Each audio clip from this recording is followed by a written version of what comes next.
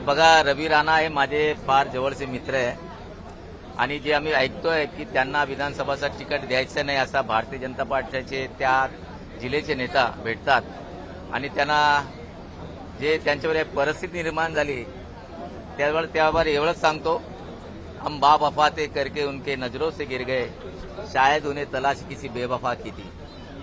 आणि रवी राणा एवढं काम करून भारतीय जनता पार्टीचे लोक त्यांचा विरोध करतोय आणि त्यांना तिकीट नाही द्या म्हणून ते आग्रह करतात, ते बरोबर नाही.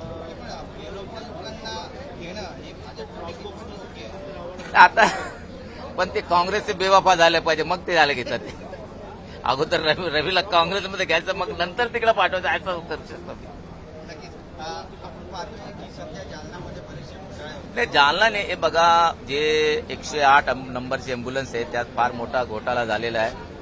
त्यात 10,000 कोटीपेक्षा जास्त घोटाळा झालेला आहे आणि ज्या कंपनीचा मुद्दत संपल्या नियमबाई त्या कंपनीला या लोकांनी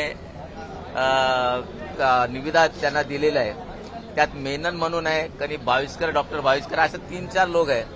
यासाठी त्यांनी जे प्रधान सचिव होता त्याला सक्तीच्या रजेवर पाठवून दुसरा एकाला आणून त्याचं साईन करून हे घेतलेलं आहे आणि लोकसभाच्या इलेक्शनचा 1 दिवस अगोदर त्या लोकांनी याचा ऑर्डर दिलेला आहे. म्हणजे कुठं ना कुठं घोटाळा. एक दुसरा महात्मा ज्योतिबा फुले योजना, ज्या हॉस्पिटलवाला 1 करोड रुपये देईल त्याला ही योजना देणार आहे. आमच्याकडे एक हॉस्पिटल असं आहे, साधा आयसीयू नाही त्याच्याकडं, साधा तर काही नाही, पण त्याला ही योजना दिलेली आहे.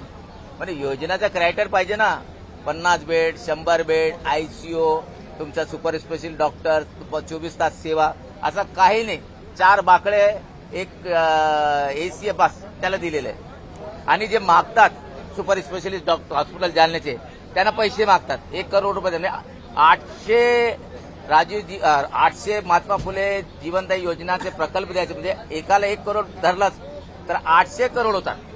असा 800 करोडचा हा फार मोठा रॅकेट आहे. आम्ही परवा बोललो, काल बोलायचं होतं पण आम्हाला बोलू दिले नाही.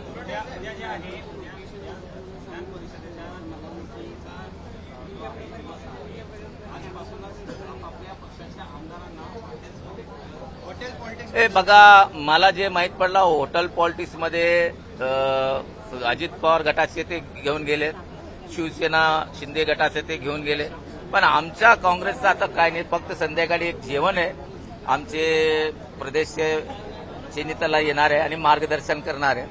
आणि काही डाऊटफुल आम्हालाही माहिती आहे, आमचे जे 3-4 आहे आमच्या नेत्यांना माहिती आहे, आम्हाला पण माहिती आहे. त्याची व्यवस्था आपल्या उमेदवाराला किंवा आमचे सहकारी मित्राला दगा फटका न होय त्याची रणनीती आम्ही आज आखणार आहे. हे बघा, मी तुम्हाला बोललोय की कोण कोण आहे. मी फक्त इशारा करतोय. ज्याचा बाप राष्ट्रवादीमध्ये गेला, ज्याचा नवरा अजित पवार सोबत गेला, ज्याचा एक टोपीवाला आहे आणि एक आंध्रा आणि नांदेडचा बॉर्डरवरचा एक आहे, असे 4 ते डाऊटफुल. मी नाव सांगत नाही कोणाला, पण यांचे रणनीती काय करणार आहे आज संध्याकाळी ठरणार.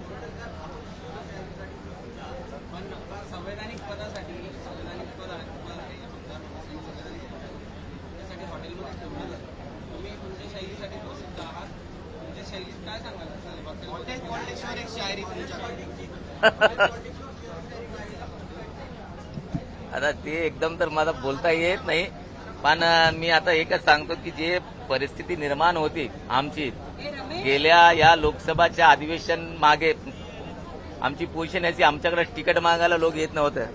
पण हे महाविकास आघाडीने जे 31 निवडून आणले त्यासाठी आता आमच्याकडे लाईन लागलेली लाईन. तर त्यासाठी एक शेर असा आहे, तूफान कर रहा था मेरे अजमता तवाफ की दुनिया समझ रही थी की मेरी कस्ती भंवर में.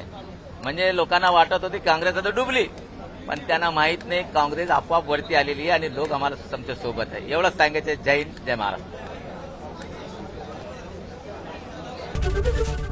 एबीपी माझा, उघडा डोळे बघा नीट.